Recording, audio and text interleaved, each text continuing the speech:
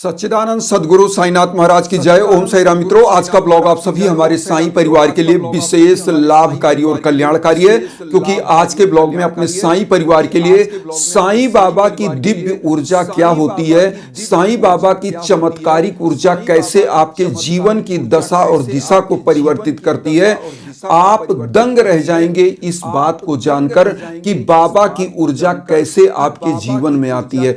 आज इसी मुद्दे पर हम यह ब्लॉग लेकर के आए हैं कि बाबा का चमत्कार क्या होता है। आप सब लोग जान लें कि आज शिरडी में ऐसे ही बहुत सारे देश विदेश के भक्त नहीं जा रहे हैं जो हजारों करोड़ों रुपए वहां चढ़ा रहे हैं। क्यों जा रहे हैं? चमत्कार को ही नमस्कार करते हैं, क्योंकि यह कलयुग चल रहा है। आज के समय में अगर आपका भला कहीं से नहीं होता है तो आप वहां नहीं जाते हैं, क्योंकि कोई भी बंधु बांधव ऐसे नहीं है जिनके अंदर यह लालसा ना हो कि परमात्मा हमारा कल्याण करे। क्योंकि सब लोगों का कहीं ना कहीं यह मन में धारणा होती है कि हम भी प्रभु के शरण में जाएंगे, हमारा भी कल्याण होगा, हमारे जीवन में उन्नति होगी, हमारे जीवन में बाबा की कृपा बनेगी। तो सब के अंदर यह लालसा है और इसीलिए बाबा की कृपा बरस रही है, क्योंकि बाबा अपने जीवन काल में लोगों का, गरीबों का, दीन दुखियों का, समस्त जीव जंतुओं का कल्याण करते थे। एक धूनी जलाते थे और उस धूनी के सम्मुख बाबा बैठे रहते थे, और जो भी आता था रोगी या किसी भी प्रकार का कोई मानसिक तनाव, कोई मानसिक समस्या, तो बाबा उसको अपने वहां से एक उसी में से थोड़ी सी धूनी में से ऊदी दिया करते थे और उसी से कल्याण हो जाता था। आखिर आप लोग समझें कि उस ऊदी से कैसे कल्याण होता था। यह बाबा का चमत्कार था। और आज भी मैं आपको बताऊं, मैं स्वयं अपने पॉकेट में एक बाबा की ऊदी परमानेंट रखता हूं। कहीं जाता हूं, किसी भी जगह जाता हूं, वह मस्तक पर होता है। मैं तो यहां तक रखा हूं कि चंदन में घोलकर उस ऊदी को मस्तक पर लगाता हूं, जीवा पर लगाता हूं। क्यों? क्योंकि जहां जाओ मन क्रम वचन से, अपने वाणी से आप शुद्धतम रहो, और किसी भी नकारात्मक ऊर्जा की यह औकात नहीं है कि जो आपको टच कर पाए।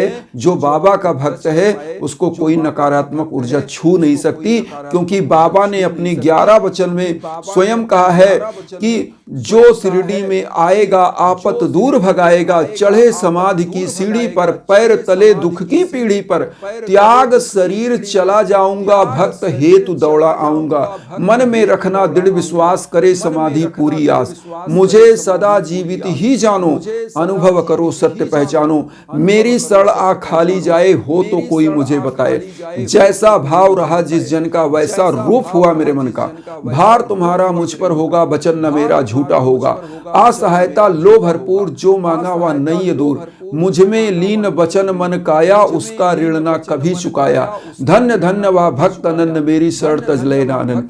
बाबा स्वयं कहते हैं कि जिस भाव से आप मेरा भजन करोगे, जो मांगना चाहोगे, मतलब भाव जैसा रहेगा वही चीज मैं आपको दूंगा।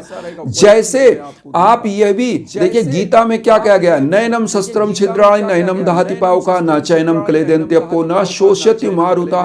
मतलब बाबा यहाँ पर क्या कहते हैं कि मुझे सदा जीवित ही जानो, अनुभव करो सत्य पहचानो। और गीता में ये श्लोक क्या कह रहा है कि ना तो आत्मा को कोई शस्त्र काट सकता है, ना तो अग्नि जला सकती है, ना वायु सुखा सकता है, ना जल भिगो सकता है।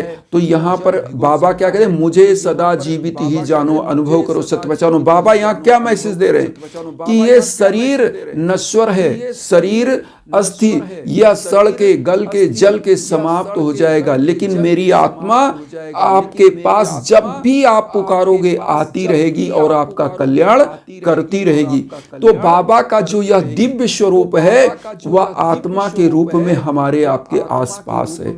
जो बोलते हो वाणी से वह बाबा सुन रहे हैं, जो प्रार्थना आप सच्ची श्रद्धा से कह रहे हो वह बाबा सुन रहे हैं। बाबा ने यहां तक कहा, कि आप विश्व के किसी कोने में बैठे हो, आप हमारी आराधना प्रार्थना करते हो तो वहां तक मेरी ऊर्जा पहुंचती है। क्योंकि एक छोटी सी कहानी मैं बता दूं, एक लोहारन थी जो धौकनी चला रही थी और उसका पति लोहे का कार्य करता था, तो वह उसी भट्ठी के पास बैठा था और उसका छोटा सा बालक वहीं भट्ठी के पास खेल रहा था। वह उसी भट्ठी में गिर गया और जलता हुआ अंगार की तरह वह कोयला एकदम जल रहा था। तो वह लोहार उसी पे अपना लोहा गर्म कर रहा था और बच्चा गिर गया। बाबा द्वारका माई में धूनी के पास बैठे थे, धूनी में उन्होंने अपना हाथ डाल दिया। वहां श्यामा और बहुत सारे शिष्य बाबा के बैठे थे। वह चिल्लाने लगे, अरे देवा ये क्या हुआ, आपका हाथ जल गया होगा। बाबा कहे कि नहीं, एक लोहारन है जो यहाँ से इतनी दूरी पर है, उसका बच्चा उसी भट्ठी में गिर रहा था, मैंने उसे बचाया है। तो आप यह समझ सकते हैं कि कहां पर वह बैठा और बाबा की ऊर्जा यहां से उसे बचा ली। तो बाबा की जो अनंत ऊर्जा है वह असीम है, उसको कोई सीमा नहीं है, वह अनंत है। आप कहीं भी हो, सच्चे हृदय से श्रद्धा और सबरी से बाबा की अगर आराधना करते हैं तो वह ऊर्जा आपके पास पहुंचती ही पहुंचती है। मैं आपको बता दूं, मेरे स्वयं के एक ऐसे ही मित्र थे, अनन्य मित्र, जिनके संतान मित्र क्या, वो हमारे समझिए कि बाबा के शिरडी से ही हमारा उनका जान पहचान हुआ।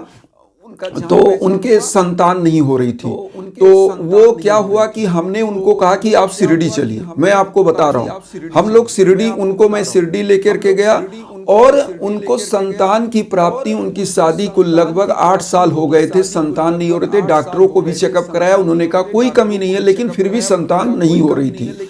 हुआ क्या, वो शिरडी गए, बाबा की वहां से जो ऊदी मिली, 2-3 पैकेट हम लोगों ने वहां से, जब दक्षिणा के लिए हम लोग गए तो वहां भी ऊदी मिल गई, और फिर लाइन से जब हम लोग दर्शन करके आए वहां भी ऊदी मिल गई। 2-3 पैकेट हम लोगों को ऊदी वहां से मिल गई, और ऊदी ला करके वह और सारी ऊदियां जो घर में वह पूजा करते थे, मंदिर जाते थे जो उनके पास आसपास मंदिर थी, वहां से ऊदी सब उसी में मिला के उन्होंने बहुत सारी ऊदी बना ली।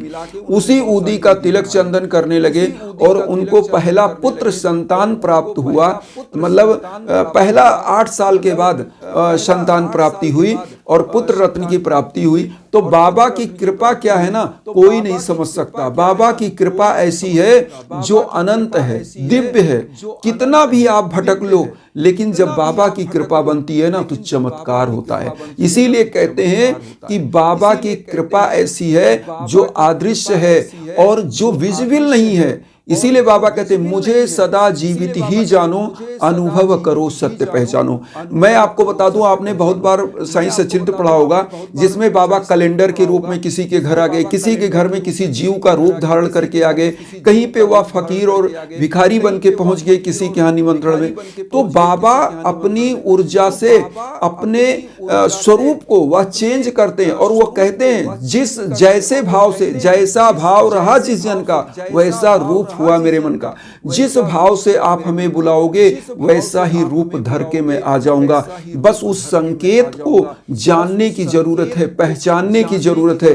जो सच्चा भक्त होता है बाबा का, वह सदैव दयालु होता है और वह समस्त जीवों में बाबा का ही दर्शन करता है। बाबा स्वयं कहते हैं, जो व्यक्ति समस्त जीव आत्माओं में मेरा ही दर्शन करता है, मैं समस्त जगहों पर विद्यमान हूं, ऐसे भक्तों पर मेरी कृपा सदैव बनी रहती है। तो बाबा की जो यह कृपा है ना, प्राप्त करने के लिए दया होना चाहिए। आप शिरडी में जाएंगे, एशिया का सबसे बड़ा प्रसादालय है, एशिया का सबसे बड़ा प्रसादालय, जहां पे लाखों लोग बैठकर एक साथ भोजन करते हैं, और वहां पर लोग देश विदेश से, अपने देश से तो बात छोड़ी, देश विदेश से लोग आते हैं, भक्त आते हैं, सबके कल्याण हो रहे हैं। तो ये बाबा की ऊर्जा है, और ऊर्जा एक ऐसी चीज है, आप खुद सोचिए, बड़े बड़े जो उद्योगपति हैं, बड़े बड़े लोग हैं, वह भी देवालय में, मंदिरों में जाकर माथा टेकते हैं, क्योंकि उनके पास तो धन की कोई कमी नहीं है, लेकिन फिर भी जा रहे हैं। क्यों जा रहे हैं? वहां पर आपको मानसिक संतुष्टि मिल रही है, मानसिक शांति मिल रही है,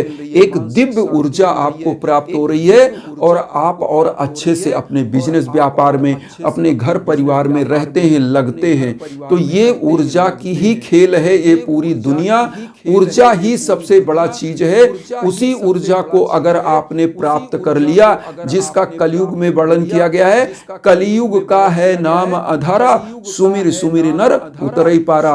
वो नाम जो है, वो बाबा का नाम जो है ना, वही ऊर्जा है। और उस ऊर्जा को पकड़ने के लिए प्रतिदिन आपको एक ही कार्य करना है। वो क्या है?